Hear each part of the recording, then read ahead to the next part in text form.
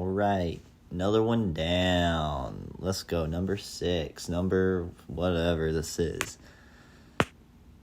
And the one I watched tonight, whatever day it is, I watched the Santa Suit. It's one of the earlier ones. Came out in 2010.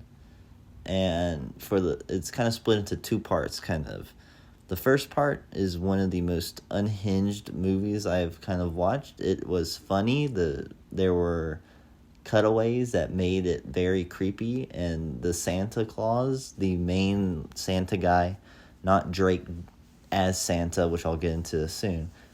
The main Santa is a very creepy spirit, I would call it. He's not a guy, he's just a spirit, basically, that almost haunts Drake. This movie, even though it's a Christmas movie, it could be seen as a horror in some instances. So yeah, but the first half is very out of pocket, like weird in a sense, and the second half is just boring, normal Hallmark formula type movie. So it definitely goes down a ranking or two for that reason. But the movie basically starts out with this guy named Drake, who is the head of a toy company for Christmas. And he hates Christmas, I guess. We didn't really know whether he hates Christmas or not. It's just it's basically him not being a good CEO. So everyone hates him, basically. And so he hires these Santas to basically become the marketing team for his toy company during Christmas so they can increase revenue. That was the only reason he hired Santas and all that stuff. And for some reason, the real Santa is in that meeting. Because that's, for some reason, the only toy company, Hunter Corporation, whatever, that's doing this. So he's taken Santa, the real Santa, Chris Crandall is his name, takes the time out of his busy winter to come down and become a marketing Santa for him.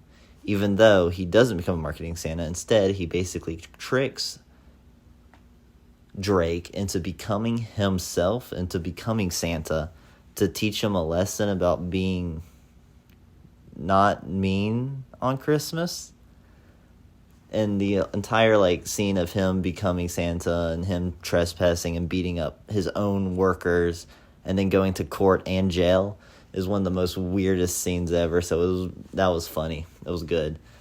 However, it kind of goes downhill from there because not that much happens after that. He becomes the Santa at a toy store where he meets Sebastian, who might be a gay elf. So yeah, that was interesting. He was very out of pocket and unhinged when he ever came on. Surprisingly, the only movie the guy who plays Sebastian is in is this movie. So his acting career wasn't not the best. We also meet Norm, who is the head of the toy company there, the small toy shop, who's honestly probably one of the better characters in this movie. We also meet this weird little girl who Drake, as Santa, becomes obsessed with, which is a little creepy and weird. And we find out that they're poor and that the mom works for Hunter Corporation. And for some reason, the entire movie revolves around basically Hunter Corporation. And everyone who Drake as Santa meets up is linked and has relations to Hunter Corporation, which is a little sus. But he soon becomes I'm this changed man and whatnot. In the last 15 minutes, he basically decides, you know what? I'm a changed man. I'm going to throw a brick that I found on the side of a road into a glass and steal from my own company. And so Drake as Santa steals a toy to give to that little girl that he meets in a very obsessive and stalkish way. Yeah, and basically he gets trapped within this compound by a police officer from Hunter Corporation. And Santa, the real one, appears. And he's like, you passed a test. You stole from your company. And he passed and becomes Hunter, or becomes Drake for real and not as Santa. And it's weird and it's kind of boring at times, but very unhinged at times.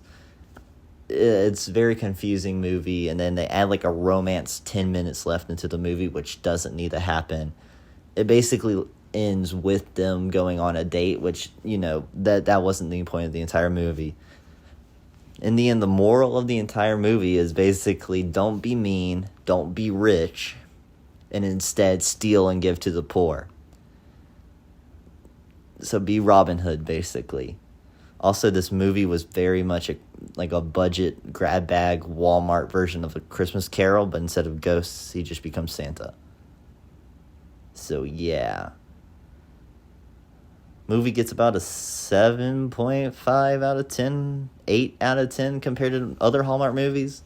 It was better than most because of the first half, but at the same time, it was just boring every other time. And there's no romance, so that was good. And then compared to other movies, it's about a 5 out of 10. Would I watch it again? Maybe. Willingly? Well, that was the Santa suit.